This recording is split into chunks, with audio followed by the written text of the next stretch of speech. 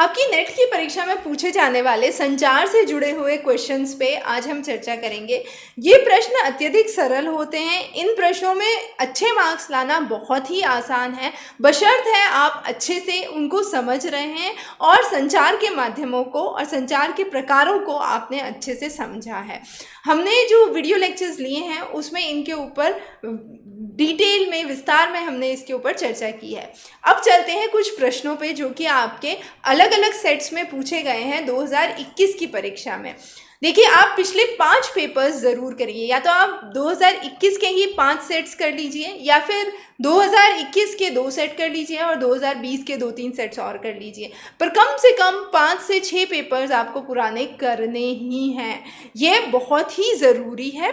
अब देखिए, इसमें पहला क्वेश्चन है कि मास कम्युनिकेशन की क्या कैरेक्टरिस्टिक्स हैं। तो इसमें मास कम्युनिकेशन मतलब जो कि बहुत सारे लोगों के साथ एक साथ किया जाता है, तो यह एक सूचीबद्धता होनी चाहिए। मतलब यहाँ पर एक अच्छा शेड्यूल होना चाहिए जिसमें हमें पता रहे सुबह में क्या आएगा, शाम में क्या आएगा, दिन में क्या आएगा, रात में क्या आएगा। लगातार चलते रहना चाहिए और क्या माध्यम यूज़ किया गया है वो भी ज़रूरी है समझना, क्योंकि बिना माध्यम के ये मास कम्युनिकेशन पॉसिबल नहीं है। तो यहाँ पर हम 3 चीज़ें समझ रहे हैं कि मास कम्युनिकेशन की 3 कैरेक्टरिस्टिक्स इंपॉर्टेंट हैं। ये सतत होता है, कंटिन्यूस होता है, इसका एक सूचीक्रम होता है या एक शेड्यूल होता है और किसी न किसी मीडिया पर यह आधारित रहता है। अगला है कि गांधीयन मेथड ऑफ कम्युनिकेशन क्या है। अब महात्मा गांधी ने क्या कहा था? महात्मा गांधी ने कहा था कि सिर्फ शब्दों से हम किसी वाक्यों की रचना नहीं कर सकते। मतलब हम शब्दों के साथ साथ अपने बॉडी लैंग्वेज, अपने हाव भाव, विचारों की अभिव्यक्ति भी करते हैं। तो ये अत्यंत ज़रूरी है कि शब्दों के द्वारा और गैर शब्दों के भी हम अपनी बात को अच्छी तरीके से पहुंचा सकें। मतलब वर्बल और नॉन वर्बल दोनों ही तरह का कम्युनिकेशन हो सके। इसी के साथ ये भी कहा गया था कि एक्सपेरिमेंट, प्रयोग के साथ साथ एक्सपीरियंस कितना है वह भी उतना ही ज़रूरी है। तो इसीलिए गांधीयन मेथड को mass line method of communication कहा जाता है। अब 2 वाक्य दिए हुए हैं संचार के ऊपर। पहला वाक्य ये कहता है कि संचार का मतलब ये होता है कि जब मैं आपसे कम्युनिकेट कर रही हूँ तो आप और मैं उस चीज़ का एक कॉमन अभिप्राय समझ रहे हैं। अगर मैं ऐसी भाषा बोलती हूँ जो आपको समझ में ही नहीं आए, मान लीजिए कि मैं भोजपुरी बोलना चालू कर दी और आप भोजपुरी समझ नहीं सकते, मैं मलयाली बोलना चालू कर दी और आप मलयाली समझ नहीं सकते, तो क्या होगा? यहाँ पर एक कॉमन मीनिंग नहीं बन रहा है। मैं हिंदी बोल रही हूँ, आप हिंदी समझ सकते हैं, तो यहाँ पर एक कॉमन मीनिंग, कॉमन अभिप्राय जनरेट होता है और इसीलिए यह कम्युनिकेशन का एक बेसिस है। कम्युनिकेशन के साथ हम अपने विचारों की अभिव्यक्ति भी करते हैं। अगर मैं उदास हूँ तो मेरे शब्द उसी तरीके से निकलेंगे, मेरे भावों की अभिव्यक्ति वैसे ही होगी। अगर मैं खुश हूँ तो मेरे भावों की अभिव्यक्ति भी मेरे इमोशंस और फीलिंग्स के द्वारा होगी। तो यहाँ पर दोनों ही कथन पूर्ण रूप से सत्य हैं। जब आप कक्षा में संचार की बात करते हैं तो क्या चीज़ें महत्वपूर्ण है? पहला, कि क्यों हम ये संचार कर रहे हैं। जैसे मान लीजिए कि अभी ये कक्षा चल रही है, इसमें हम क्यों संचार कर रहे हैं? संचार करने का मुख्य कारण ये है कि हम यहाँ पर नेट पेपर 1 परीक्षा उत्तीर्ण करना चाहते हैं। वो मेरा मकसद है और वो आपका भी मकसद है कि हम मिलके इस कार्य के प्रति जुट जाएं। तो एक इंटेंशन है, मतलब दोनों का एक रीज़न है जिसके प्रति हम यहाँ पर हैं।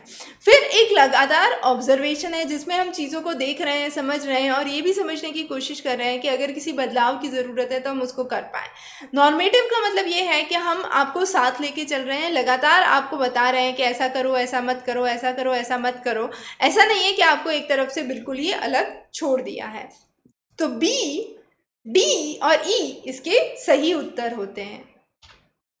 अगला है, 2 कथन दिए हैं। संचार को हम इस तरीके से समझते हैं कि सामाजिक एक अभिरूप है जिसके द्वारा हम संचार की अभिव्यक्ति कर सकते हैं। मतलब समाज में अगर हम चीज़ों को समझना चाहते हैं, परिवर्तन करना चाहते हैं, तो संचार अत्यधिक ज़रूरी है। और इसीलिए दूसरा कथन हम कहते हैं गलत है, क्योंकि संचार के माध्यम से हम चीज़ों में परिवर्तन ला सकते हैं। कैसे? मान लीजिए समाज में कोई कुरीति है। अब स्वामी विवेकानंद आए, दयानंद सरस्वती आए, उन्होंने क्या किया? उन्होंने संचार के माध्यम से बोला कि सती प्रथा गलत है, बच्चों में पढ़ाई होनी चाहिए, महिला शिक्षा ज़रूरी है, बाल शिक्षा ज़रूरी है। तो यहाँ पर हमने क्या किया? संचार किया। अपने विचारों से जो समाज है उसकी अभिव्यक्ति को बदलने की कोशिश की, और जब वो समाज की अभिव्यक्ति बदली तो एक नई प्रेरणा जागृत हुई। तो संचार का एक बहुत महत्वपूर्ण रोल होता है। इसलिए हम कहते हैं कि पहला कथन सही है और दूसरा कथन गलत है। ऐसा ज़रूरी ही है कि संचार के माध्यम से हम समाज में अभिव्यक्तियों को बदल सकें। अगर कोई बच्चा क्लास में एंटर करता है और बोलता है गुड मॉर्निंग सर या गुड मॉर्निंग मैडम, तो इसका मतलब क्या है, किस चैनल के द्वारा ये आ रहा है, ये शब्दों के द्वारा आ रहा है। तो हम बोलेंगे लिंग्विस्टिक्स में हम इसकी स्टडी करते हैं, या ये स्पीच का हिस्सा है। ठीक है, तो इसमें स्पीच इसका सही उत्तर होता है। अगला सवाल है कि क्या चीज़ें कथन के द्वारा हो रही हैं। ट्रैफिक सिग्नल कभी भी नहीं बोलता है, उस पर सिर्फ लाइट लाल नीली पीली हरी होती है, नीली नहीं सॉरी लाल पीली और हरी होती है। ठीक है, तो ये हो गया आपका ट्रैफिक सिग्नल, तो ये वर्बल नहीं होता है। इंटरव्यू में इंटरव्यूई सवाल पूछता है, इंटरव्यूअर सवाल पूछता है, इंटरव्यूई जवाब देता है, तो निश्चित तौर पे ये वर्बल होगा। किसी भी तरीके का इंटरव्यू है और ग्रुप फोकस ग्रुप है, मतलब सब लोग मिलके एक चीज़ पे चर्चा कर रहे हैं, तो ये भी वर्बल होगा। बॉडी लैंग्वेज मतलब मेरे हाव भाव से आप समझ रहे हैं कि मैं क्या कहना चाहती हूँ, तो इसमें वर्बल या मुंह से कहे हुए कथनों की ज़रूरत नहीं है। तो बी, सी और डी इसका सही उत्तर हो गया। अब क्लासरूम में जब भी वर्बल और नॉन वर्बल कम्युनिकेशन वापस आते हैं एक मैसेज के रूप में, तो इसका मतलब क्या है, हम उन चीज़ों को डिकोड कर रहे हैं, हम उस चीज़ों को समझ रहे हैं, क्योंकि हमने उस सिग्नल को भेजा है और वो चीज़ को समझ के हम उसको आगे भेज सकते हैं, तो इसको हम डिकोडिंग कहते हैं। अगला है कि कम्युनिकेशन के क्या प्रकार होते हैं। अब देखिए, मास कम्युनिकेशन बहुत बड़े स्तर पर होता है। अगर मैंने न्यूज़पेपर छापा है तो वो उसकी 2 लाख प्रतियां हो सकती हैं, 20 लाख प्रतियां हो सकती हैं। कौन उसे पढ़ रहा है मुझे नहीं पता, इसलिए एनोनिमस है, छुपा हुआ है, गुमनाम है, मुझे नहीं पता कौन पढ़ रहे हैं। नेटवर्क कम्युनिकेशन एक दूसरे से हमेशा जुड़ा हुआ होता है। जैसे मान लीजिए कि आप स्कूल जाते हैं, आप विद्यार्थी हैं, आपके क्लास टीचर हैं, क्लास टीचर के ऊपर प्रिंसिपल है, प्रिंसिपल के ऊपर डीन है, सुपरवाइज़र हैं, तो क्या हुआ, यहाँ पर एक पूरा इंटरडिपेंडेंट साइकिल है। अगर आप कि टीचर आप मानते हैं कि आपसे कक्षा में अच्छा बर्ताव नहीं कर रहे हैं, आप प्रिंसिपल के पास जा सकते हैं, प्रिंसिपल टीचर और आपके बीच में कुछ सलाह समझौता हो सकता है। तो यहाँ पे हर चीज़ का एक दूसरे पे इंटरडिपेंडेंस है, आप पूर्ण तरह से एक दूसरे पे आश्रित हैं, तभी हम उसको नेटवर्क कम्युनिकेशन बोलते हैं। इसी तरीके से मान लीजिए कि आज आपका घर चलता है, तो आपका घर क्यों चलता है, कहीं से आपके घर में बिजली आ रही है, कहीं से पानी आ रहा है, कहीं से खाना आ रहा है, कहीं से खाद्य पदार्थ आ रहे हैं, तो एक पूरा नेटवर्क है, इंटरडिपेंडेंस है रिलेशन में। पब्लिक कम्युनिकेशन हमेशा ऑर्गेनाइज्ड होता है, फॉर्मल होता है और प्लान्ड होता है। आप पहले से निश्चित करते हैं कि आज जो है हमारे प्रिंसिपल जो कॉलेज के हैं वो व्याख्यान देने आने वाले हैं, तो इस तारीख को इतनी बजे उनका लेक्चर है सेमिनार हॉल में, आप सभी सेमिनार हॉल में पहुंच जाइए। तो ये एक फॉर्मल और प्लान्ड इन्फॉर्मेशन है। स्मॉल ग्रुप कम्युनिकेशन क्या होता है, छोटा सा एक ग्रुप है 10 लोगों का, आपके फ्रेंड्स का, आपके पीयर ग्रुप्स का, आपको वहाँ पर अपनी जगह बनाने का एक बहुत सुनहरा अवसर मिलता है। 10 लोगों के बीच में आप अपनी बात आराम से रख सकते हैं, आपकी बात वहाँ पर सुनी गई तो वो और 10 लोगों को तक पहुँच सकती है और वो और 10 लोगों तक पहुँच सकती है। तो इसको हम क्या कहते हैं, इसको हम स्मॉल ग्रुप कम्युनिकेशन कहते हैं। अगला है sequence of the stages of communication process. सबसे पहले देखिए, सेंटर से इंफॉर्मेशन जाती है रिसीवर के पास, तो मैसेज जाता है, वो एनकोड होता है, फिर डिकोड होता है और उसके कई सारे स्टेजेस होते हैं। अब यहाँ पर आप देखिए, सबसे पहले हम बोलते हैं कि मैसेज जो है ट्रांसमिट होता है, फिर मैसेज रिसीव होता है, मतलब पहले मैसेज गया फिर मैसेज पहुँचा। अब जब मैसेज पहुँच चुका है सही जगह पे, जिसको सुनना था उसके पास, तो वो उस मैसेज को समझने की कोशिश करेगा।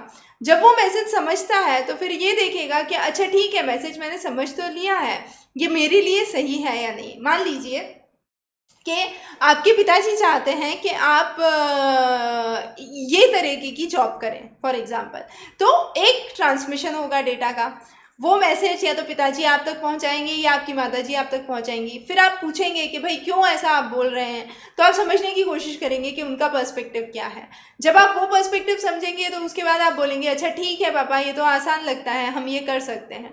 तो एक एक्सेप्टेंस आई, और जब एक्सेप्टेंस आएगी तो ही आप उसके ऊपर रिएक्ट करेंगे कि अच्छा ठीक है, आप नेट की तैयारी के लिए बोल रहे हैं, अब ठीक है मुझे नेट की पुस्तकें ढूंढनी पड़ेंगी, अब मुझे पुराने साल के पेपर्स करने पड़ेंगे, तो आप उस पर रिएक्ट करते हैं। तो सबसे पहले ट्रांसमिशन ऑफ डेटा होगा, फिर मैसेज को आप रिसीव करोगे, फिर उसको समझने की कोशिश करोगे, उसको एक्सेप्ट करोगे और फाइनली उसके ऊपर रिएक्ट करोगे। तो यह एक करेक्ट प्रोसेस है। नेट पेपर 1 के लेक्चर्स हमने हिंदी और इंग्लिश दोनों भाषाओं में डाल रखे हैं डोर स्टेप ट्यूटर पे। तो अगर आपको कहीं भी डाउट लगता है तो आप वहाँ पर देख सकते हैं। मंथली सब्सक्रिप्शन के बेसिस पे ये लेक्चर्स अवेलेबल हैं, बहुत ही नॉमिनल कॉस्ट पे। आप ज़रूर इनका फ़ायदा उठाइए और आपको कहीं भी अगर कोई और क्वेरी है, कोई और क्वेश्चन है तो आप नीचे कमेंट बॉक्स में अवश्य पूछ सकते हैं। बहुत बहुत धन्यवाद।